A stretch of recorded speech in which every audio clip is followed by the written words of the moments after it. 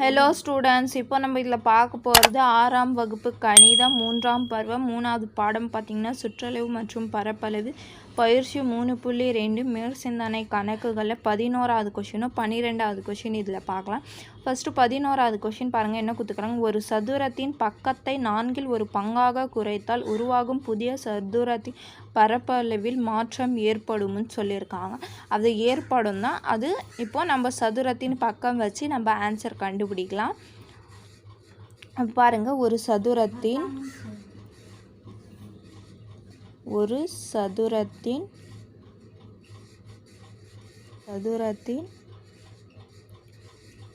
பக்கம் நம்ம என்ன குறிப்போம், எஸ் என்க. அப்போ பரப்பளவு ஃபார்முலா என்ன, சதுரத்தின்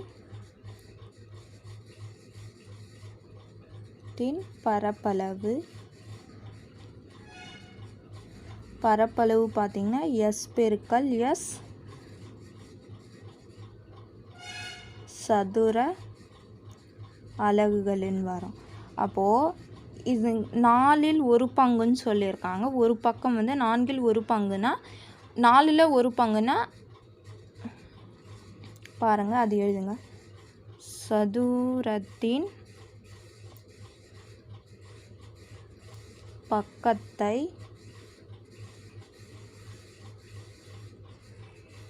4 ஒரு பங்காக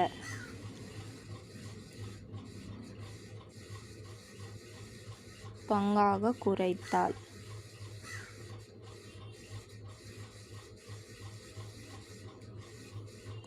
புதிய சதுரத்தின் பக்கம்.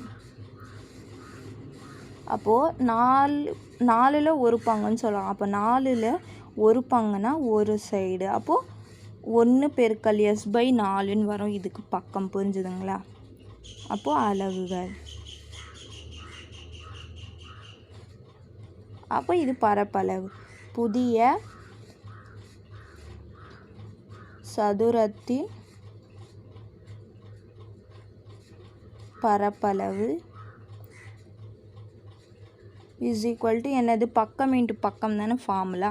அப்போ பக்கம்னா இது பெருக்கின 1 பெருக்கல் எஸ் பை 4 பெருக்கல் 1 பெருக்கல் எஸ் பை 4 சதுர அலகுகள்.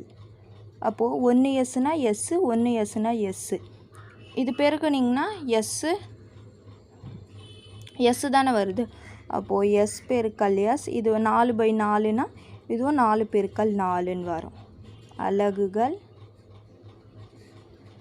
சதுர அலகுகள்னு வரும். அப்போது இது பார்த்திங்கன்னா இது 16 வருதுங்களா. அப்போது 1 பை 16 எஸ் பெருக்கல் எஸ் சதுர அலகுகள். அப்போ இது எஸ் பெருக்கல் எஸ்னா என்னது, சதுரத்தின் பரப்பளவு தானே. அதுதான் இங்கே எழுதுகிறோம். அப்போது புதிய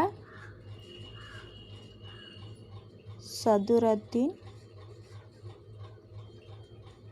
பரப்பளவு இஸ் ஈக்குவல் டு 1 பை 16. இது எஸ் பெருக்கல் எஸ் பார்த்திங்கன்னா சதுரத்தின் பரப்பளவு தானே. அப்போது அது நம்ம பழைய சதுரம்னே எடுத்துக்கலாம். அப்போது பழைய சதுரத்தின் பரப்பளவு அப்போ எவ்வளோ குறையுதுன்னு பார்த்திங்கன்னா 1 பை 16 வந்து குறையுது. அப்போது தேர்ஃபோர் புதிய சதுரத்தின் பரப்பு அசல் சதுரத்தின் பரப்பிலிருந்து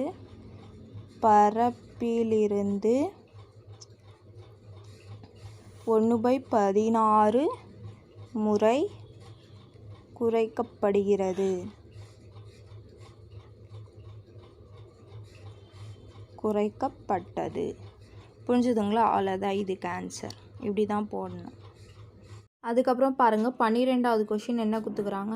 2 வீட்டு மனைகள் ஒரே சுற்றளவு பெற்றுள்ளன. அதில் ஒன்று 10 மீட்டர் பக்கம் கொண்ட சதுர வடிவமாகும், மற்றொன்று 8 மீட்டர் அகலம் கொண்ட செவ்வக வடிவமானது எனில் எந்த வீட்டு மனையை அதிக பரப்பளவு பெற்றுள்ளது, எவ்வளவு அதிகம்னு கேட்டுக்கிறாங்க. அப்போ நம்ம பரப்பளவு ஃபார்முலா எழுதி இதுக்கு ஆன்சர் கண்டுபிடிக்கணும்.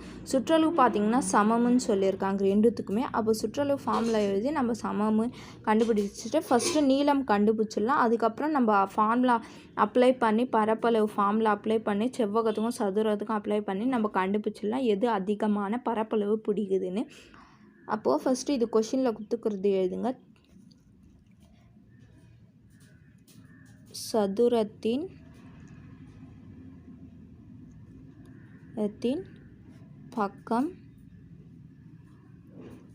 பக்கம் எஸ், ஒரு பக்கம் எவ்வளோ சொல்லியிருக்காங்க 10 மீட்டர். அதுக்கப்புறம் செவ்வகத்தின் அகலம் பாருங்கள். செவ்வகத்தின்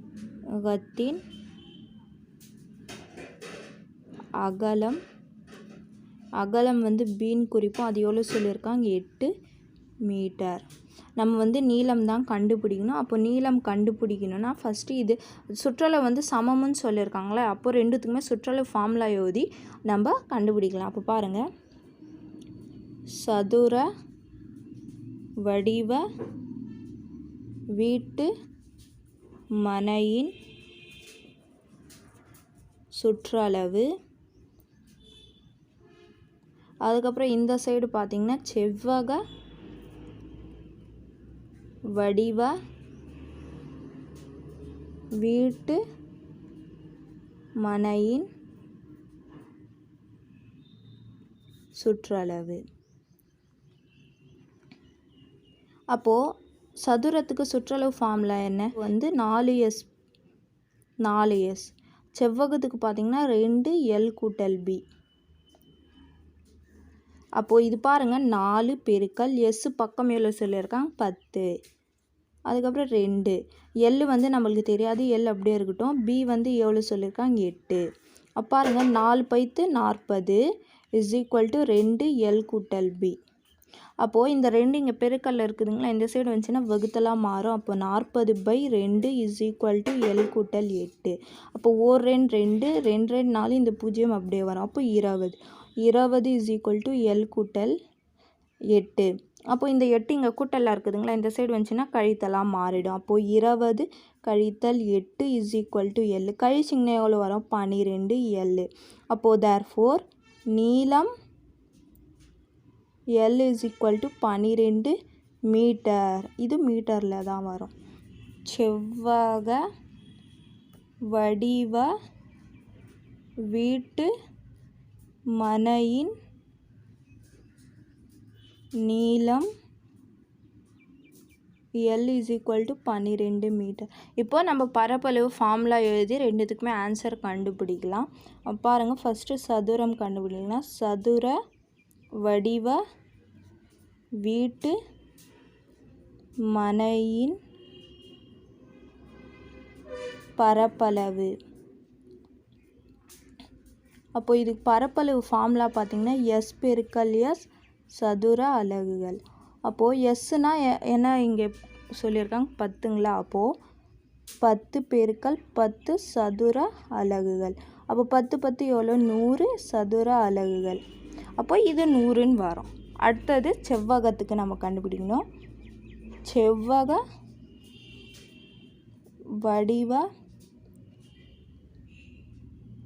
வீட்டு மனையின் பரப்பளவு. அப்போது இது பார்த்திங்கன்னா L பெருக்கல் B சதுர அலகுகள்.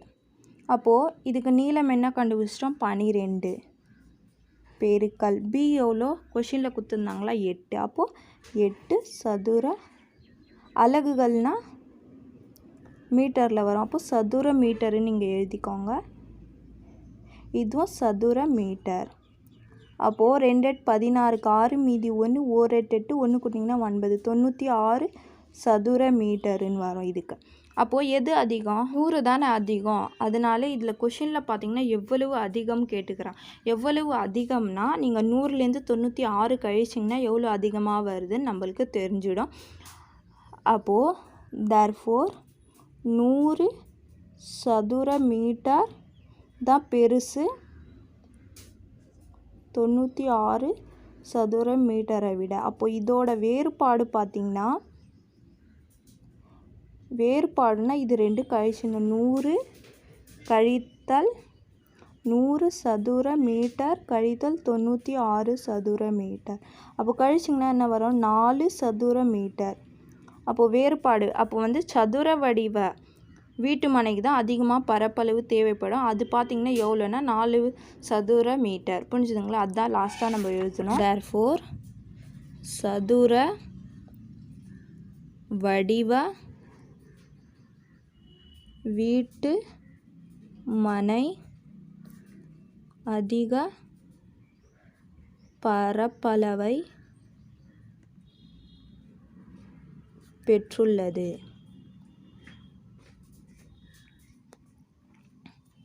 அதுக்கப்புறம் பார்த்தீங்கன்னா அது செவ்வக வடிவ